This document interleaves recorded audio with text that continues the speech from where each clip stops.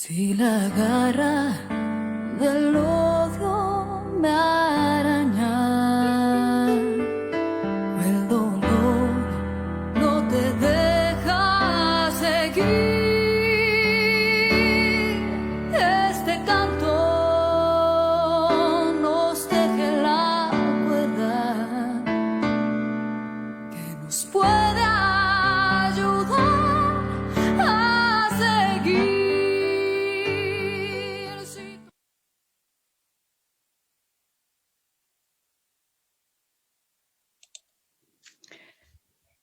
Muy buenas noches, buenos días, buenas tardes. Bienvenidos a esta emisión de su programa Desde la Raíz.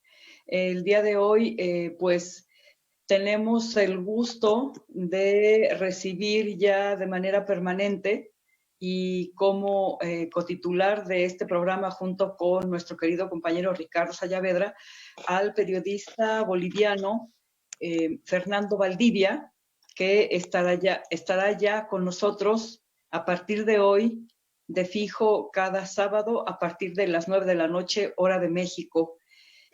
Bueno, el día de hoy le doy la bienvenida también a Ricardo Sayavedra, nada más que vamos a ver, parece que hay un problema aquí con el video porque no tengo la imagen. Frauke, no sé si... Vamos a ver... Ricardo, no puede ¿Perdón? entrar porque está fallando su internet, no tiene conexión. Sí, lo que pasa es que yo no me estoy viendo, Frauke, no tiene tengo conexión, Ricardo. Sí, no puede entrar. Sí, entiendo, pero no veo ni a Fernando ni... Con tu dedo dale hacia la izquierda o hacia la derecha en tu pantalla para que puedas vernos. Ah, listo, sí. Perfecto, ya veo por aquí a mi querido Fernando Valdivia. Pues Fernando, de verdad es un placer darte la bienvenida a Desde la Raíz y es un privilegio. Muy, muy buenas noches. Tenemos allá en Bolivia una hora más adelante, ¿verdad? Aquí tenemos las 9 de la noche, en Bolivia me parece que son las 10. Son las 11 de la noche, tenemos 2 horas de diferencia, así que estoy en pleno trasnoche de sábado y muy contento de estar acá en el programa contigo, Pati, y con toda la gente de allá, pues a la orden para empezar cuando ustedes gusten. Claro que sí, Fernando, pues de verdad reitero el beneplácito que tenemos aquí de contar ya contigo de manera firme, fija, permanente en esta emisión. Y el día de hoy habíamos preparado un programa muy interesante. Bueno, tratamos de que siempre sea muy interesante esta emisión y de lo que se constituía como violaciones de derechos humanos terribles y que como característica principal, curiosamente, llegan a ocurrir bajo gobiernos autoritarios de corte fascista en cualquier parte del planeta. Yo creo que no se distinguen, no se diferencian, siempre son del mismo, el mismo comportamiento, la misma actitud por parte de aquellos que llegan a gobernar un país y que cuya característica es una falta absoluta al respeto, una falta de respeto para los derechos humanos de los ciudadanos. Y pues aquí en México, desafortunadamente, tuvimos una serie de gobiernos, Fernando y gente que nos escucha, especialmente a partir del año 1988, pero si hacemos un recorrido por América Latina, veremos que hubo una época siniestra, espantosa, en la que nuestra América estuvo caracterizada por regímenes completamente autoritarios. Aunque se dice que en México no se instaló el famoso Plan Cóndor, pues sí lo hubo aquí en México. Y estuvieron al frente titulares de presidentes o que fueron designados o se instituyeron con el beneplácito del gobierno norteamericano, siempre obedeciendo los intereses de la oligarquía nacional e internacional y siempre con el apoyo de los distintos gobiernos norteamericanos. Y pues Bolivia tampoco fue una excepción. En general toda América Latina, a partir de la final de la década de los 60, década de los 70, de los 80, y bueno, curiosamente, Fernando, todavía en el siglo XXI volvieron a sucederse este tipo de gobiernos que ya pensábamos que habían desaparecido de América Latina. Y en este caso, pues no hay que olvidar lo que ocurrió con el golpe terrible, el golpe de Estado en contra del presidente, el presidente Evo Morales, que después de una larga lucha del pueblo boliviano, ya está de regreso en tu país, en Bolivia, y pues ya habiendo triunfado con un voto mayoritario del 55, más del 55%, habiendo ganado Luis Arce y David Choquehuanca en la presidencia y vicepresidencia respectivamente. Y finalmente, pues toda aquella época sangrienta de ese golpe vergonzoso que tuvo el apoyo de la Organización de Estados Americanos, finalmente el pueblo boliviano pues se ha recuperado con un gran orgullo, ¿no? Una lucha que fue muy dura, fue muy,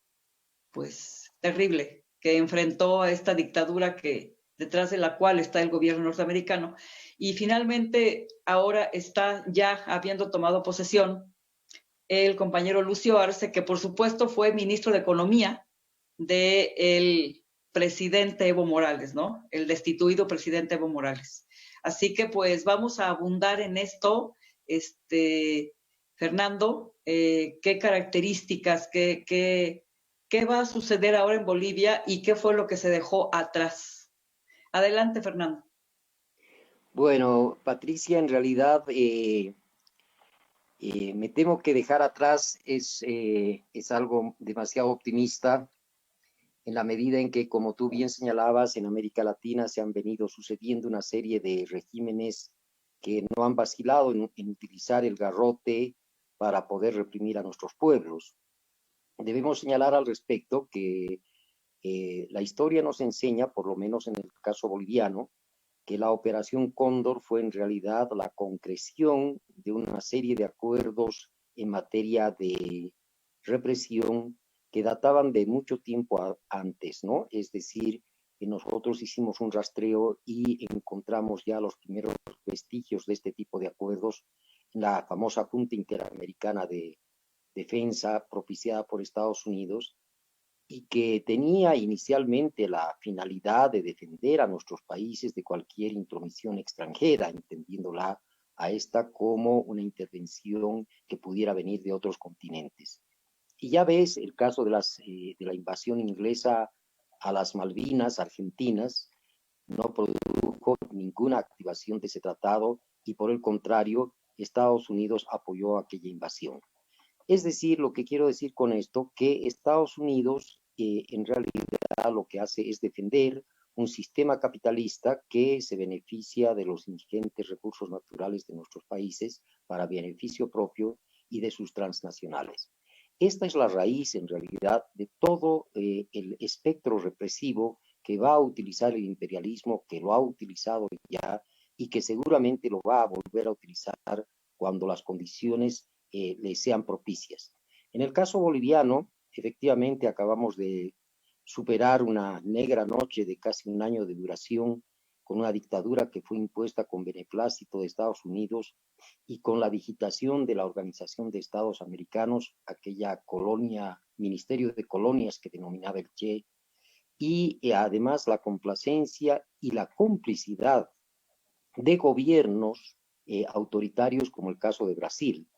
Debo señalarte que por confesión propia de los actores de esa funesta aventura golpista, se propició una reunión vísperas de la salida de Evo Morales en la que participaron representantes diplomáticos de Brasil y que propiciaron precisamente esta salida violenta.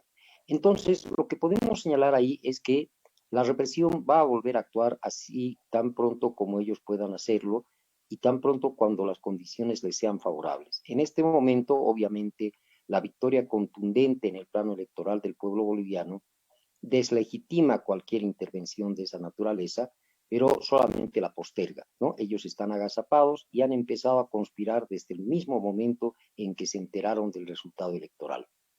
Y yo creo que lo que se nos viene por delante es una actividad que va a estar signada fundamentalmente por la necesidad de reparar la injusticia, poner en el banquillo de los acusados a los autores intelectuales, materiales y cómplices de lo que han constituido una serie de violaciones a los derechos humanos individuales y colectivos en el país. De hecho, el gobierno el día de hoy ha ofrecido ya las garantías a la expresidenta Áñez, a la presidenta autonombrada, de que tendrá derecho a un debido proceso en el que ella tendrá la posibilidad de defenderse, pero que no podrá eludir en todo caso el accionar de la justicia. Por otro lado, debo señalar que en el marco de esas investigaciones ya se ha identificado al militar que en Cochabamba, en la población de Sacaba, propició una matanza que causó la muerte de 10 personas y este militar ya ha sido encausado. Las Fuerzas Armadas, por su parte, han reaccionado manifestando su desconcierto, no sé a qué se debe el tal desconcierto, y pidiendo que este militar sea juzgado en el ámbito de la justicia militar. O sea, más o menos quieren que entreguemos las gallinas al zorro para que las cuide. Y bueno, de hecho, esto ha sido repudiado por la inmensa mayoría de las instituciones, de la población, y yo creo que estos juicios y esta reparación de justicia se va a llevar a cabo con muchos tropiezos, muchas dificultades, habida cuenta de la impunidad con la que actuaron y con la que todavía disfrutan. Y finalmente señalarte que en ese mismo plano, dos ministros que han sido pilares fundamentales del aparato represivo en Bolivia, se encuentran ya a buen recaudo en Estados Unidos. Se trata del ministro Murillo, que fuera ministro de Gobierno del Interior, y el ministro de Defensa, que fue el que, en concomitancia con altos mandos militares, propició y ejecutó las masacres a las que hago referencia. Esa es la situación por lo pronto en Bolivia, y bueno, desde ya todo esto enmarcado en las tareas de reconstrucción nacional en la que se haya empeñado el gobierno presidido por Luis Arce Catacora. Sí, Fernando, muchas gracias. Fíjate que en lo que me comentabas, se me vinieron a la mente varias cosas y sobre todo que merecen una gran reflexión. Evidentemente, tanto en Bolivia como en otros regímenes terribles, el ejército ha sido un pilar centralísimo de esos golpes brutales que generaron tanto sufrimiento, violaciones masivas a los derechos humanos. No hay que olvidar lo que ocurrió en Chile, fue con ese golpe de Estado espantoso, lo ocurrido en Bolivia, lo ocurrido en Argentina, en donde los militares han sido una pieza fundamental. Y lo más lamentable es que se supone que un ejército está para defender la soberanía de un territorio en contra de una invasión enemiga. Sin embargo, bajo este esquema ideado por el gobierno norteamericano, que prácticamente desde su creación se ha constituido en un azote para las demás naciones. Yo lo comentaba, la diferencia de la revolución norteamericana y las otras revoluciones. Fue esas características que rodearon la famosa Revolución Norteamericana, que no fue más que una guerra generada por los colonos, muchos de ellos muy prósperos, los colonos que habían emigrado de Inglaterra principalmente y llegaron a territorio norteamericano, y a su llegada significó para los nativos en Norteamérica un despojo infame, porque no se puede caracterizar de otra manera, un despojo en el que fueron arrinconando a los nativos y los fueron asesinando también para quedarse con sus tierras y con el dominio del territorio. Bueno, esas colonias iniciales, que eran muy prósperas y que además empleaban el trabajo esclavo de más de 500,000 de seres humanos de la raza negra, arrancados de su tierra en África, para venir a trabajar a las plantaciones de algodón, de tabaco, de azúcar, sobre todo de las 4 colonias del sur, 4 colonias: Virginia, Carolina del Norte, Carolina del Sur, se me va el nombre de la otra colonia, que se rebelaron, fíjate nada más qué ironía, Fernando, se rebelaron contra el dominio del Imperio Británico, con el rey Jorge III, por el maltrato que recibían de la corona, quejándose del maltrato que recibían de la corona cuando ellos mismos se habían encargado de matar a los nativos, a las tribus indias, ¿verdad? Y aparte, empleaban el trabajo esclavo para su prosperidad. Entonces uno dice, eso marcó lo que sería Estados Unidos, ese imperio brutal que se alimenta de la sangre de muchos pueblos, de invadir, de dominar, de destruir y de imponer gobiernos dictatoriales que le van a garantizar hacerse de los recursos de los diferentes pueblos. Eso, en suma, ha sido la historia de los Estados Unidos, ¿no? Que han estado detrás de todos los gobiernos dictatoriales violatorios de los derechos humanos, no solamente en América Latina, vámonos más allá, a otros continentes, ¿no?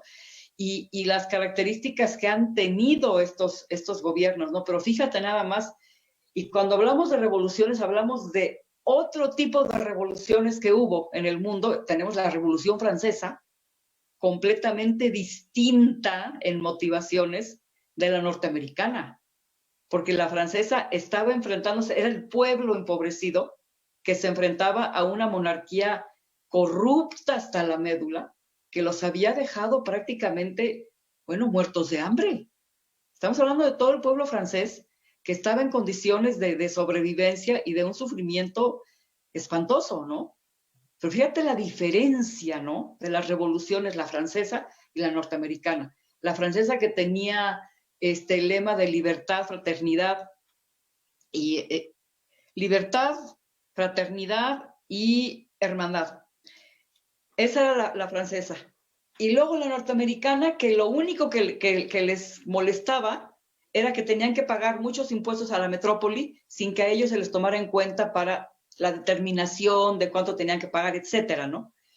Pero fíjate la diferencia. Y las demás revoluciones, la mexicana, por ejemplo, acabamos de celebrar, conmemorar otro aniversario de la Revolución Mexicana, que tuvo también motivaciones de verdadera justicia social. Entonces, es muy interesante analizar todo esto y finalmente de militares a militares, ¿no? Porque si analizamos nosotros, por ejemplo, Fidel Castro Ruz, el comandante Fidel Castro Ruz, un hombre de un humanismo inmenso, un militar, formado, él formado, digamos, con el interés principalmente de liberar a Cuba de la depredación norteamericana, ¿no? Pero al fin y al cabo un militar. Tenemos en Venezuela otro militar, el comandante Hugo Chávez, que desde joven pues se metió al ejército. Y fíjate nada más lo que significó el comandante Chávez, no solamente para Venezuela, sino para América Latina. Siendo militares, fíjate la diferencia abismal. que hay entre el comportamiento del ejército boliviano, por ejemplo, respondiendo a los intereses de una oligarquía, y el ejército que luchó en la Sierra Maestra, o el ejército chavista, que hoy ha sido una de las claves para que el presidente Maduro, el presidente bolivariano, el sucesor de Hugo Chávez, esté en la presidencia y no hayan podido darle un golpe de Estado. Todo esto, Fernando, es lo que se me vino a la mente cuando tú estabas hablando, ¿no? Porque finalmente en Bolivia el ejército tuvo una parte muy, muy fundamental, fue pieza clave para lo que ocurrió en Bolivia el año pasado. Efectivamente, Patricia, ha sido así y bueno, hay mucha tela que cortar y mucha historia, ¿no? Evidentemente, tenemos también el privilegio de contar con militares patriotas como el comandante Hugo Chávez, que ha plantado una bandera de soberanía para el continente entero. Yo debo decirte, por ejemplo, a manera de repasar un poco la historia, bueno, tú sabes que cuando se da inicio a la Segunda Guerra Mundial, muchos de nuestros países se alinearon en esta contienda al lado de los aliados. Bolivia no fue la excepción. ¿Y cuál fue la participación de Bolivia en la Segunda Guerra Mundial? Fue una participación clave en la provisión de un mineral estratégico que era el estaño. En ese tiempo se fabricaba mucho material de apoyo para el ejército con base en el estaño, que provenía de dos fuentes, ¿no? Bolivia por un lado y por otro lado Malasia. Cortadas las comunicaciones con el sudeste asiático, Bolivia pasó a convertirse en el abastecedor de esta materia prima a un precio de gallina muerta. Era nuestra contribución a la victoria sobre el fascismo.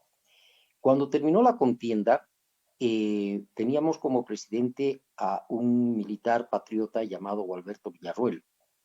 Y este militar le dijo a Estados Unidos, miren, ya se acabó la guerra, entonces ahora lo que nosotros queremos es que ustedes ya nos paguen un precio justo, un poquito más.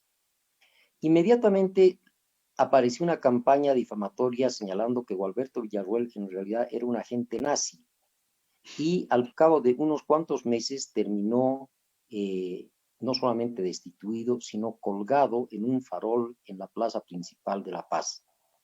El colgamiento del presidente Villarroel se debió precisamente a esa intriga que movió Estados Unidos para evitar que Bolivia pudiera vender sus materias primas a un precio más justo.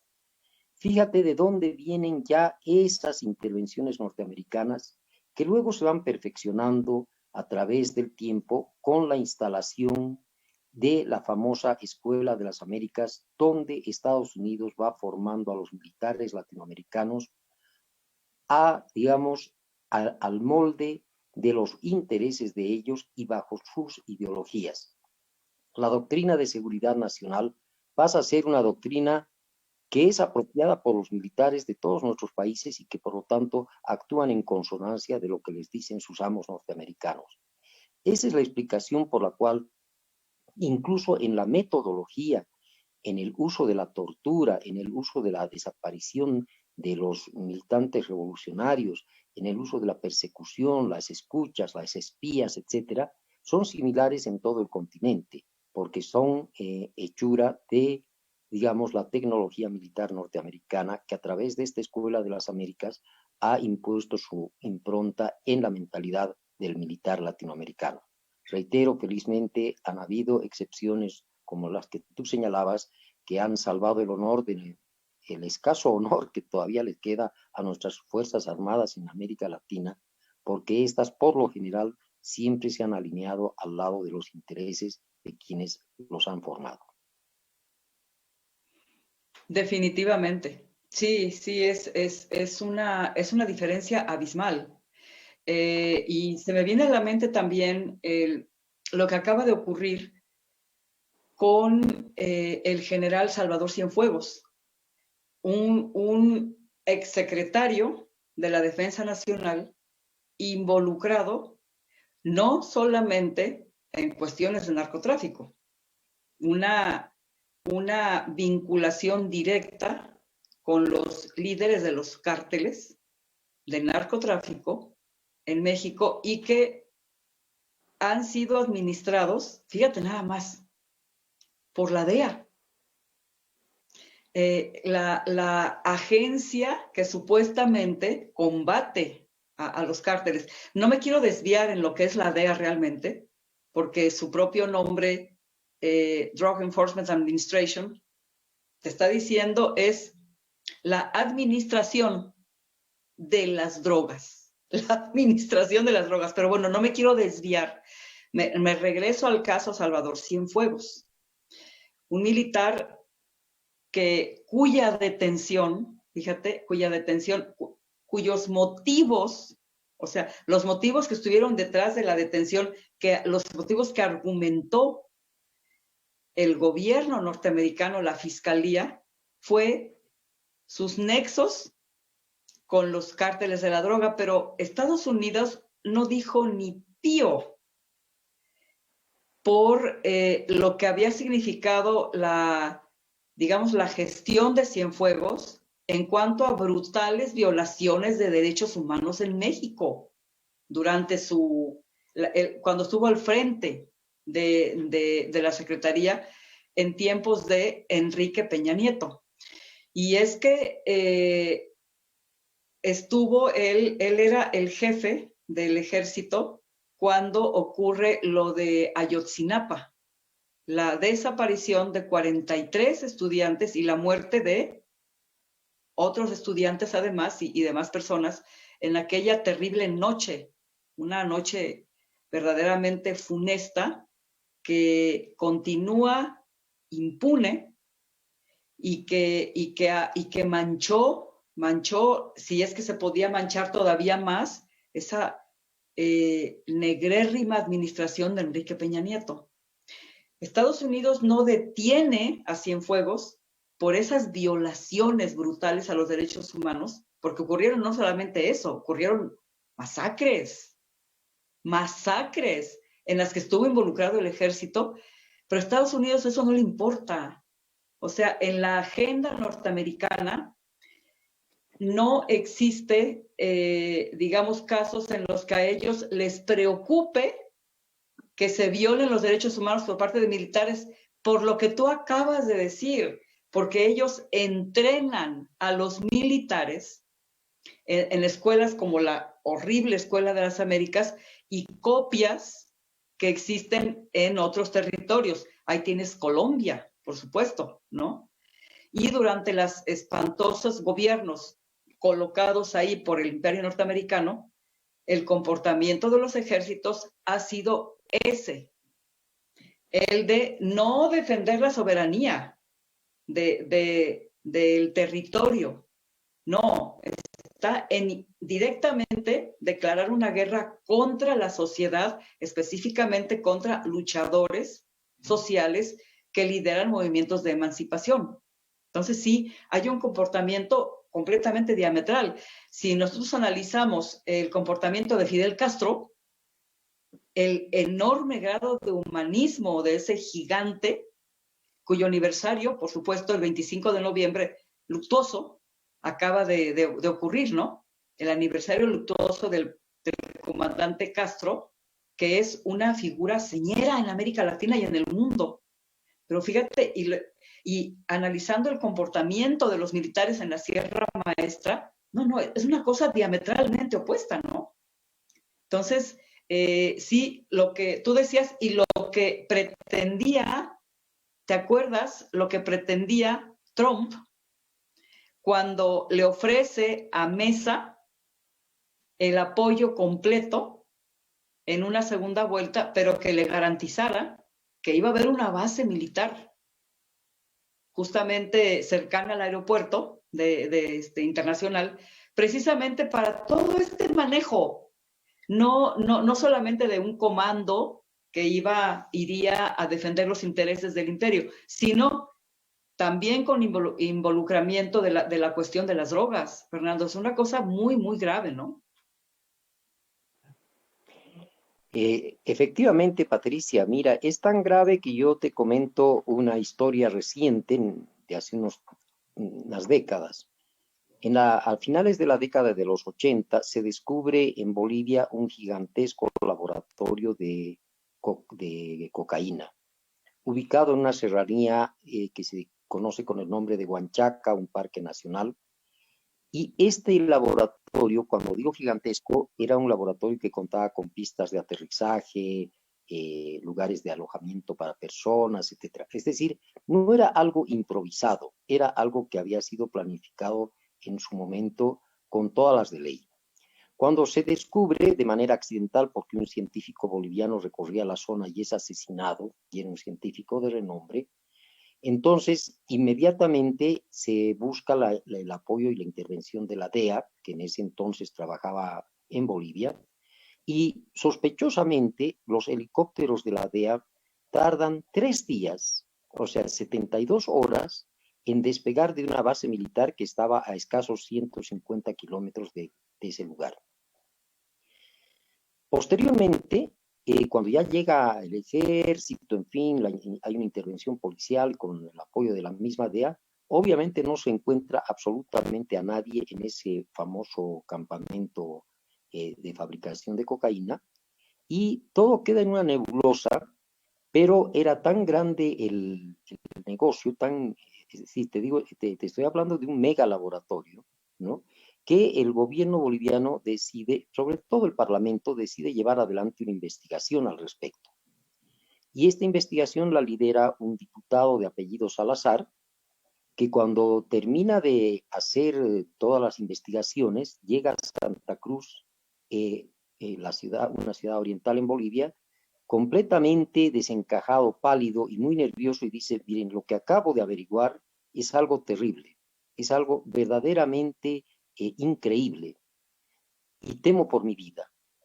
Y hace entrega de este material a un personaje que luego desaparece con los papeles y nunca más se supo de todos los resultados de esa investigación. Esa misma tarde, el diputado Salazar había sido asesinado. Pero se filtró parte de la información de lo que él había averiguado y el resultado es increíble. Este laboratorio de cocaína era manejado por la misma DEA e inclusive uno de los héroes norteamericanos, como es ese famoso militar Oliver North, que estuvo involucrado, recuerdas, en el escándalo Irán-Contras, es decir, que financiaba la compra de armamento para entregarla a los contrarrevolucionarios en Nicaragua, lo hacía con plata de dudoso origen. Entonces, en las investigaciones posteriores que se han realizado, se llega a la conclusión de que muchos de los operativos encubiertos de los servicios secretos norteamericanos tienen un financiamiento de muy dudoso origen, en todo caso, un financiamiento no declarado, porque tú sabes que pasan 20, 30 años o 40 años y de repente empiezan a desclasificar sus documentos. En Bolivia, la Comisión de la Verdad hizo una investigación muy profunda al respecto y de repente encontró unos vacíos altamente sospechosos. Y es decir, que todos los informes que terminaban señalando nombres de responsables, etcétera, etcétera, hacían omisión absoluta sobre las fuentes de financiamiento de todos los operativos encubiertos que se realizaron particularmente en el manto del famoso Plan Cóndor. ¿Quién financiaba el traslado de equipos militares, por ejemplo, desde Argentina, que terminaron con la desaparición, el asesinato y la desaparición del cadáver de Marcelo Quiroga Santa Cruz, hasta el día de hoy no encontrado? Son preguntas que han quedado flotando en el aire, pero que dejan una evidencia. Y te pongo un segundo caso, Patricia, y disculpa que me alargue en este tema, pero creo que es de crucial importancia. Adelante, sí. En 1980 se produce en Bolivia otro golpe de Estado que es conocido como el golpe de el narcogolpe. Dos militares, Luis García y Luis Arce Gómez, no confundir, no tiene ningún parentesco con nuestro actual presidente Luis Arce Catacora, propician un golpe de Estado y pronto se dan a conocer como personas vinculadas con el narcotráfico. es un gobierno absolutamente alineado con los intereses norteamericanos, pero es precisamente Estados Unidos el que propicia luego su derrocamiento. ¿Cuál es la explicación que brinda el ministro Arce Gómez a la Comisión de la Verdad? Él ya ha fallecido, pero sus testimonios están debidamente documentados, ¿sí? Que ellos cometieron el error de meterse a hacer tráfico de drogas con Estados Unidos, conjuntamente cárteles colombianos. Y la instructiva del gobierno norteamericano era, si quieren trafiquen con droga, háganlo con Europa, etc. Pero no metan a Estados Unidos. O sea, más o menos, no nos hagan la competencia. Y todo esto, ahora a la luz de la tecnología, del avance de las comunicaciones, etcétera, Patricia, queda por demás evidenciado de que la famosa lucha contra el narcotráfico es una absoluta pantomima. ¿Por qué razón? Porque no se va al origen, o mejor dicho, no se ataca al conjunto de la cadena de este fabuloso negocio. Es preferible asesinar campesinos colombianos o atacar a los campesinos productores de coca en el Chapare de Bolivia, ¿no es cierto?, antes que indagar sobre las grandes fortunas y la inmensa cantidad de dinero que mueve este negocio ilícito. Entonces, este negocio, como todo negocio, es parte sustancial de un sistema capitalista que obviamente busca el lucro con el menor esfuerzo posible. Esa es la lógica del capitalismo. Y si tú tienes un negocio que se llama armamentismo, un negocio que se llama salud, y de repente encuentras otro negocio que se llama narcotráfico, por supuesto que te has de meter, ¿no? Entonces yo creo que cuando tú decías, me estoy desviando del tema, yo me ponía a pensar, no, has tocado precisamente uno de los aspectos fundamentales que explican la hipocresía del sistema, la hipocresía de los organismos destinados a la lucha y erradicación de este flagelo, y muestra que en realidad es parte intrínseca del sistema capitalista que defiende Estados Unidos. Totalmente de acuerdo. De hecho, si analizamos un poquito las consecuencias del régimen neoliberal, es fácil concluir que el neoliberalismo es el promotor directo de los cárteles de la droga. Es el promotor directo del narcotráfico. Y es fácil explicarlo. Imagínate tú despojas a mucha gente, a muchos jóvenes, a muchos campesinos, despojas a familias del ingreso suficiente para sostener una vida digna, de acuerdo con la constitución del país que tú me digas que se considera una república o una democracia. Entonces, cuando tú empobreces el salario, cuando tú lo reduces al mínimo, lo que estás haciendo ahí es empezar a destruir el núcleo familiar, porque como el ingreso del padre no es suficiente, ahora hace falta que la madre también se incorpore a un mercado de trabajo completamente explotado, o sea, en donde la explotación es el eje principal, es la característica, ¿no? Se trata de explotar la fuerza de trabajo y retribuirla con el mínimo. Pero estamos hablando de micro salarios, que lo que vienen a hacer es a obligar a que se rompa el núcleo familiar y que los jóvenes que están ahí dejados a su suerte empiecen también a incorporarse a pandillas de jóvenes que son forzados porque no hay oportunidades ni de estudio, ni mucho menos de empleo, están a la deriva y o se incorporan a la venta de drogas, al narcomenudeo, o se mueren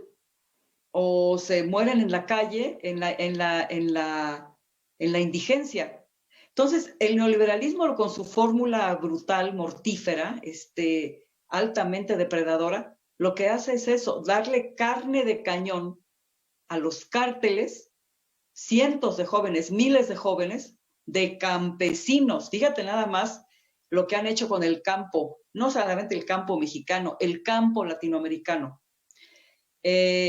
Ofrecen precios de garantía ínfimos, de manera que el campesino prefiere sembrar marihuana, sembrar amapola, sembrar la base de lo que será después procesada para convertirla en una droga, porque se la pagan mejor los cárteles que lo que gobiernos explotadores les pagan sus cosechas de jitomate, de maíz, de trigo, de frijol, etcétera, ¿no?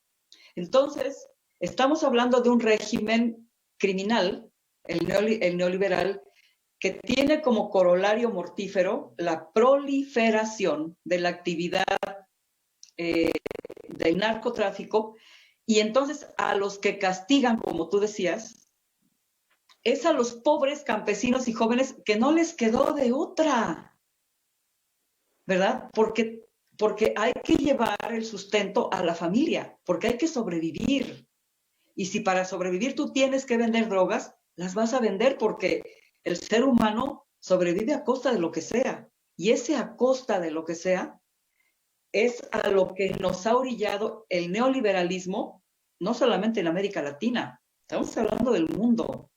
Por eso es una enorme hipocresía que se pretenda que la DEA es una organización que combate a los cárteles. No, la DEA lo que hace es administrar todo lo que es la comercialización en su propio territorio, para que esa droga llegue a cuántos millones de jóvenes quieres en Estados Unidos. Están consumidos por la drogadicción. Es una sociedad verdaderamente carcomida y victimizada por sus propios gobiernos, Fernando. Es algo verdaderamente trágico. Y concluyo con esto para darte el micrófono, porque esto es muy interesante. Tú supiste que a Genaro García Luna, el secretario de Seguridad Pública de Felipe Calderón, un verdadero ampón, un criminal, lo aprenden en Estados Unidos no por haber violado los derechos humanos de manera salvaje, porque este sujeto fue el que inventó el delito de fabricación de culpables, mediante el cual hay decenas, cientos de inocentes en los penales mexicanos, privados de su libertad por crímenes que nunca cometieron. Pero Estados Unidos no lo detiene por eso. ¿Tú crees, Fernando, que no sabía Estados Unidos quién era Genaro García Luna? Mucho antes de que Calderón lo nombrara secretario de Seguridad Pública para ponerse al servicio de los cárteles más poderosos que van a proveer droga a la población norteamericana.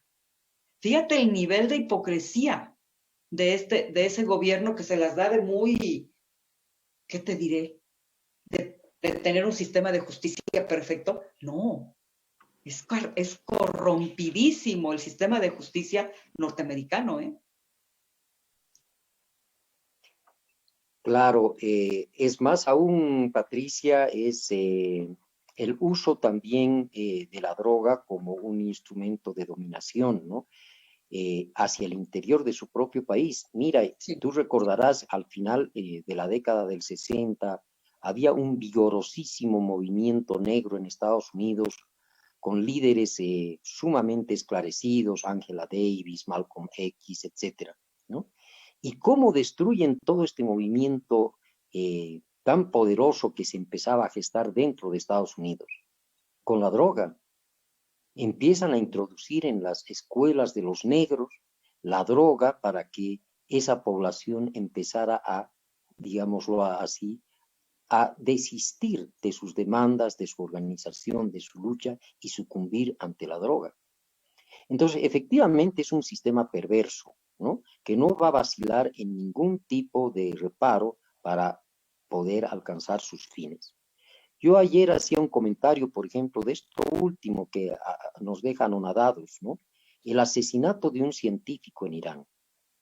por fines exclusivamente políticos, geoestratégicos, ¿no? Es decir, hemos llegado al asesinato, al quitarle la vida a otro ser humano y decir que, bueno, esto forma parte de las, ¿no?, operaciones encubiertas entre Estados Unidos e Israel, ¿no? Es decir, se arrogan el derecho de asesinar impunemente a cualquier persona en cualquier lugar del mundo. Entonces, mal pueden darnos ellos lecciones de democracia, de respeto a los derechos humanos, etcétera, etcétera. Yo creo que todo este andamiaje de defensa de los derechos humanos debe descansar en la movilización y la organización de la propia gente. Y creo que en ese sentido, en Bolivia tenemos algunas ya buenas noticias, y retornaré a la realidad actual, y es que muchos de los perseguidos políticos que fueron perseguidos precisamente por la dictadura que ha salido del país, han empezado a recuperar su libertad plena. Teníamos el caso, mira Patricia, lo hemos comentado en alguna oportunidad, de miembros del Tribunal Electoral de mi país que fueron acusados por la dictadura de un fraude que nunca se cometió. Es decir, un fraude inventado por la OEA con la finalidad de derrocar al presidente Evo Morales. Como no ha habido ninguna prueba que pudiera, digamos, ser siquiera un indicio de culpabilidad, ¿no? Es decir, estos casos han tenido que ser cerrados, ¿no? Y yo había comentado en alguna oportunidad que esto se debió fundamentalmente a que hubo confesión de partes, ¿no? La OEA ratifica los resultados, valida los resultados de la última elección y tiene que desmentir su información de que en algunas mesas o en algunas áreas rurales se había cometido un fraude electoral porque Evo Morales ganaba en esos lugares por más del 90% de la votación, lo que les parecía altamente sospechoso, ¿no? Esa era la prueba que tenían. Entonces resulta que en las siguientes elecciones, en estas últimas, con el árbitro que ellos designan, se repiten los resultados exactamente igual a los anteriores. Es decir, nunca hubo fraude. Y esas personas que estuvieron a cargo del Tribunal Electoral Plurinacional, que no eran del MAS, no eran afectos al presidente Morales, eran personas que actuaban en calidad de técnicos, de árbitros de un poder del Estado, fueron acusados del delito de fraude.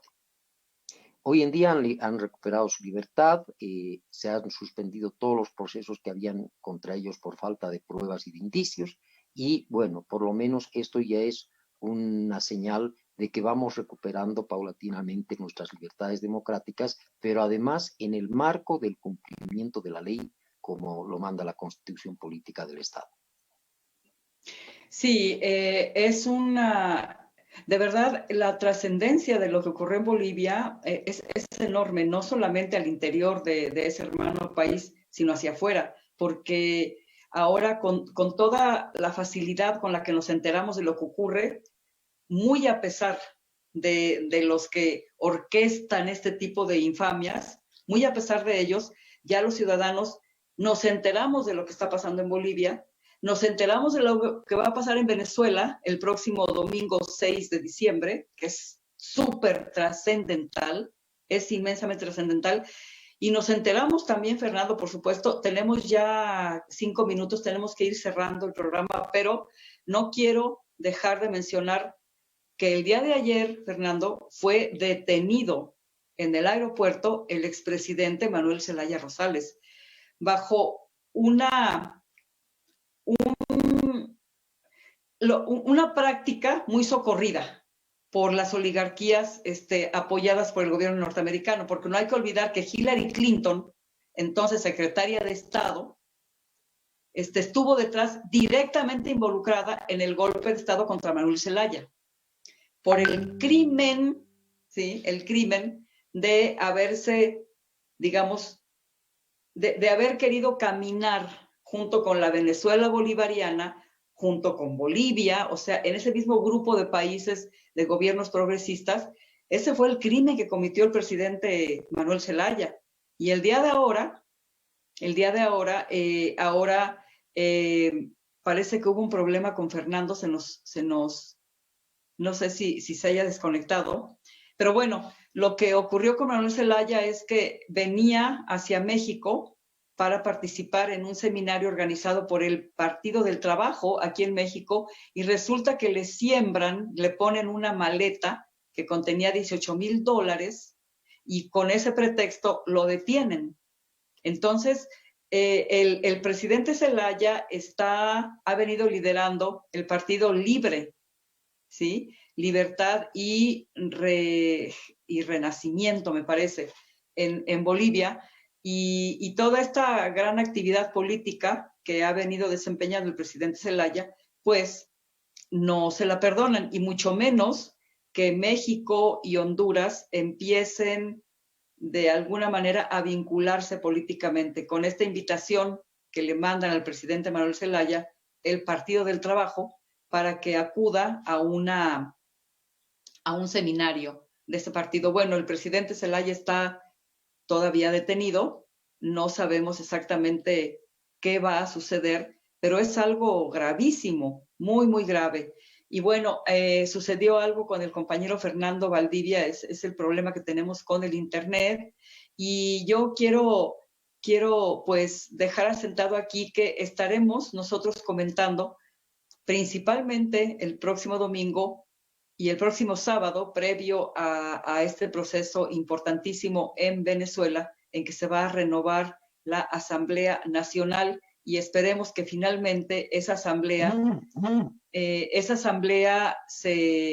sí, lo sé, Frauke, ni modo, afortunadamente pudo estar casi todo el programa, y esperemos que el próximo sábado y domingo, que le daremos cobertura al proceso electoral en Venezuela, donde explicaba yo que se va a renovar la Asamblea Nacional, que por algún tiempo estuvo inclinada hacia la derecha y que pues fue abandonó o no acompañó al gobierno del presidente Nicolás Maduro en la consecución de los planes de gobierno de la administración de Nicolás Maduro, que no hay que olvidar, pues ha seguido fielmente los lineamientos de lo que se conoce como chavismo, ¿no? La revolución bolivariana. Así que esperamos, va a estar Fernando con nosotros, y vamos a estar comentando todo lo que vaya ocurriendo con este importantísimo proceso electoral en Venezuela este próximo sábado 5 de diciembre, y también estaremos el domingo cubriendo en el programa de Javier Molina, La Voz de la Patria Grande, lo que ocurra, las incidencias de las incidencias de este importantísimo proceso electoral. Muy bien, pues no hubo oportunidad de que el compañero concluyera porque perdió la señal. No hay que olvidar que él está desde Bolivia, desde La Paz, Bolivia.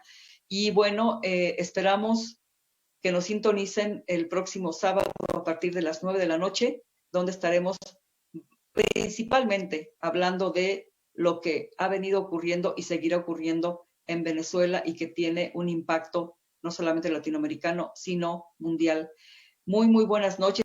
Agradezco a Jesús Carreón y a Frauke Jonas siempre el apoyar para que este programa pueda salir al aire.